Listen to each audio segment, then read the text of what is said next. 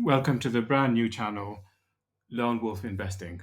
Today we shall talk about Rezolve AI, RZLV, which is listed on the NASDAQ. So what do? They want to replace search and lists on e-commerce websites with a virtual human assistant. This is known as Agentic AI. You can talk to or write to this agent about the available goods and services, and you will get responses as if you're talking to a human salesman. This should make the whole process easier and will drive an increase in sales. Prominent Rezolve clients include BJ Wholesale, Crate and Barrel, and Dunkin' Donuts, and there are many clients around the world.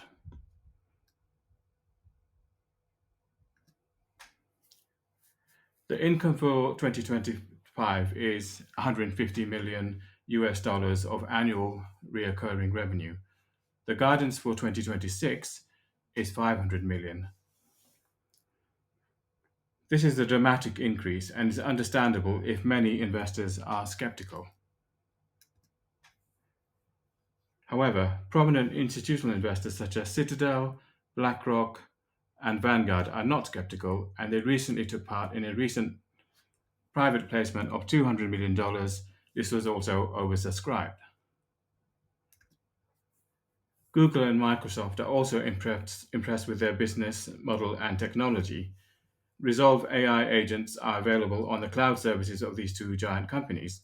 Recently, Google's sales team found a client in Mexico called the Liverpool department store. Rezolve's AI agent consists of a core LLM, which is a large language model, with a proprietary dataset optimized for sales. This helps mitigate hallucinations.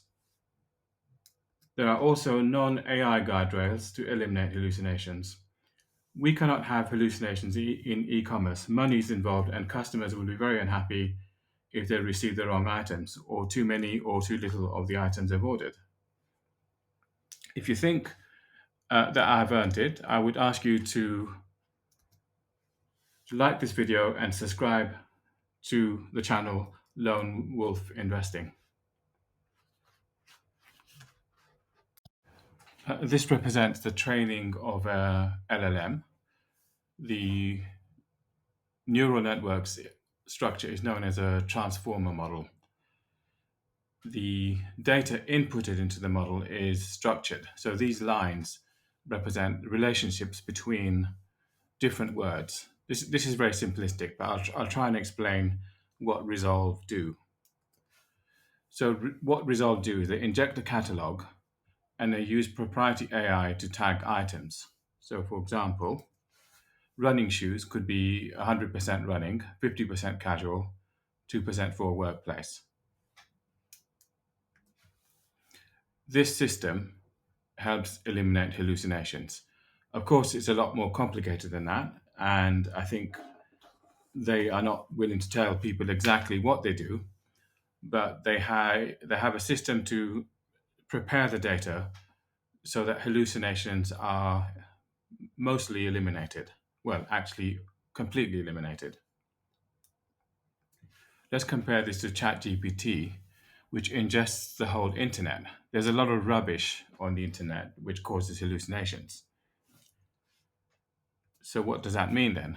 That means after the model's been trained, they have to deploy guardrails to mitigate hallucinations.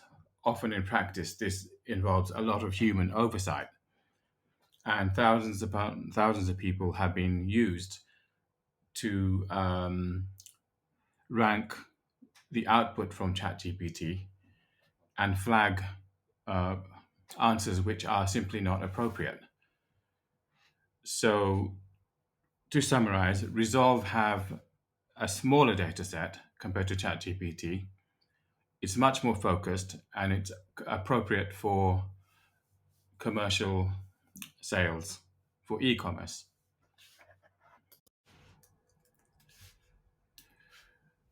Resolve's Agentic AI has a LLM at its core. The tokens, which is the input data structure, is suited for e-commerce.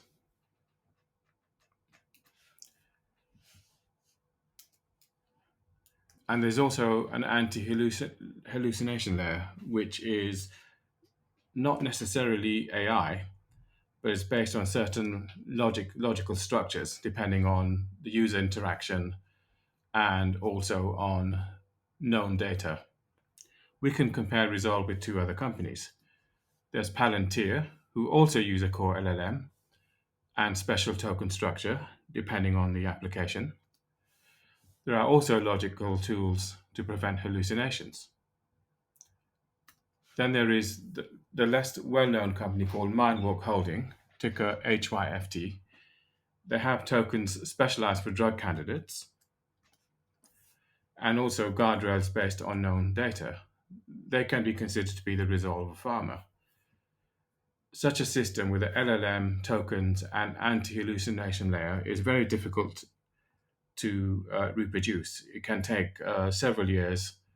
So it's fair to consider that Resolve, Palantir, and Mindwalk Holding all have a sizable technological moat. The annual recurring revenue for 2025 is 150 million, and guidance was given for 2026 to be 500 million. Now, that is a really, really big increase, and I can understand why some people are skeptical. So, we need to look at this carefully to see if it's realistic. Now, in the first half of 2025, the revenue is only 6.3 million, and then Resolved hired 22 salespersons who did really, really well and managed to find enough customers so that they could report an ARR of 150 million. It doesn't end there. Using the money raised, Resolve has hired some very talented people, including Crispin Lowry, and he shall be in charge of a sales team for the US and a sales team for Europe. But I think the most intriguing aspect of Resolve's sales strategy is their interaction and their cooperation with Microsoft and Google.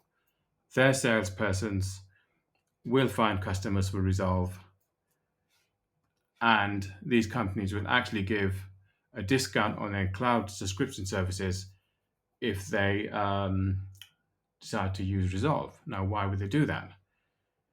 The idea is if they're using Resolve, then they're less likely to migrate to some other rival cloud service provider. As we know, Google and Microsoft have a global network of customers, probably thousands of companies. And that global network can also work with Resolve acquisitions around the world.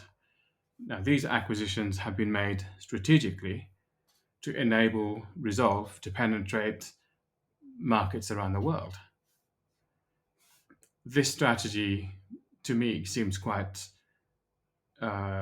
clever, and it may actually achieve or even exceed the 500 million ARR for 2026.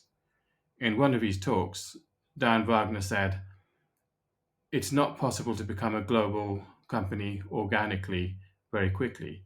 You have to work with one of the big boys or two of the big boys." And he is working with Microsoft and Google. And now I understand what he meant by that.